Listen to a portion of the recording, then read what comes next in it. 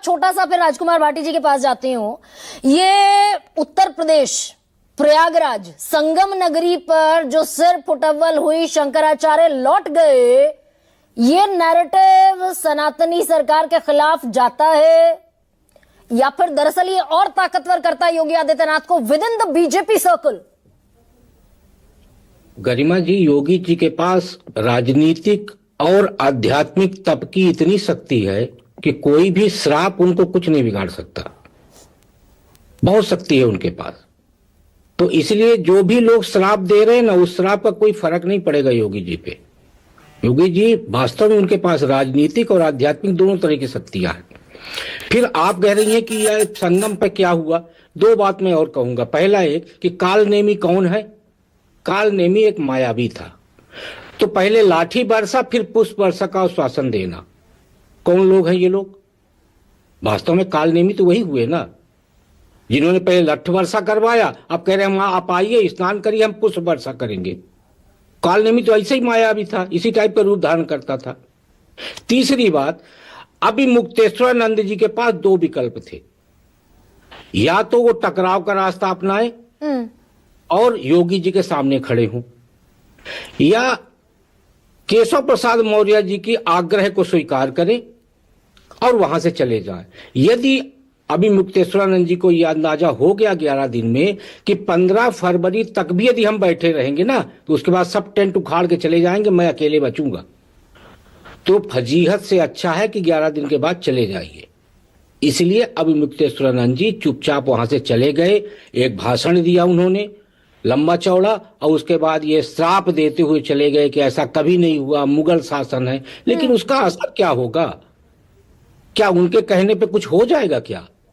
और मैं तो कह रहा हूँ 27 के, मैं कह रहा हूँ गरिमा जी एक बात मैं और कहूंगा कि 2027 के विधानसभा चुनाव में उत्तर प्रदेश की 403 सीटों में अभी मुक्तेश्वरानंद अपने पालकी में बैठ के घूम के आए, जो एक भी वोट इधर से उधर करवा पाए। ना ये तो सर अब तो दरअसल ये तस्वीर बिल्कुल मुख्तलिफ है ना। अब तो सरकार के दो बड़े चेहरे, अभी मुक्तेश्वरानंद की लड़ाई तो पीछे छूट गई, आज और पीछे छूट गई। वो चले गए, क्षमा बड़न को चाहिए, छोटन को उत्पात कह रहे हैं कि वाजपेयी, क्षमा बड़न को चाहिए, वो क्षमा करके मतलब चले गए, विड्रॉ कर गए। ये लड़ाई तो अब दरअसल सरकार के दो बड़े चेहरे ताकीद करते हुए भी दिखाई दे रहे हैं ना योगी को। कौन दो बड़े चेहरे? भाई गुजरात से मैसेज आया कि सनातन के अगर आशीर्वाद नहीं लोगे संतों का तो सत्ता कभी नहीं आएगी भविष्य में। क्या आपको लगता है कि योगी जी को कोई समझा सकता है? कोई ऐसा है जो योगी जी को समझा सके? नहीं, योगी जी इंडिपेंडेंट है। हाँ, वही मैं कह रहा था, योगी जी इंडिपेंडेंट है। हाँ। और योगी जी जो निर्णय लेते हैं स्वयं से लेते हैं। सुप्रीम कोर्ट में बहुत सारे लोग गए, बिल्डोजर रोक दीजिए, रुका क्या? इसलिए किसी के समझाइश की जरूरत नहीं है। योगी सनातन पर नहीं, सुन लीजिए। हाँ। मैं आपसे आपके डिबेट में बोला था ना, हाँ। कि सनातन में जो भारतीय राजनीति के जो दो भगवाधारी थे, उनमें उमा भारती के बाद संत समाज और हिंदू समाज में यदि किसी नेता की स्वीकारता हुई है तो वो है योगी आदित्यनाथ जी की। और ये बात योगी आदित्यनाथ जी जानते हैं, और वो इसलिए जानते हैं कि तमाम चुनाव में योगी आदित्यनाथ जी की डिमांड होती है। नहीं, लेकिन ये भी तो ऐतिहासिक है कि 1600 साल बाद शंकराचार्य लौट गए, और सिर्फ अभी मुक्तेश्वरानंद नहीं, सदानंद सरस्वती कह रहे हैं कि अन्याय है, सत्ता स्थायी नहीं है। निश्चलानंद सरस्वती कह रहे हैं कि हम बोलेंगे तो प्रलय आएगी, दिक्कत होगी। और इन अभी मुक्तेश्वरानंद के बाद ये तीन सनातन के चेहरे सामने आकर खड़े हो गए।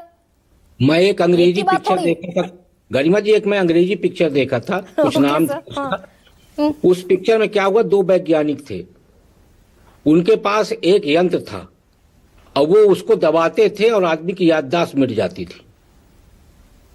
आप समझ जाइए कि 2027 तक राजनेता लोग उसी यंत्र को दबाएंगे और उत्तर प्रदेश की जनता की ये याददाश्त मिट जाएगी कि अब मुक्तेश्वरानंद पे पुष्प वर्षा की जगह पे लाठी वर्षा हुई। मतलब बटुकों की शिखा खींची गई उनके, और बाकायदा उसको ब्रह्मरंध्र कहकर सनातनियों ने शंकराचार्य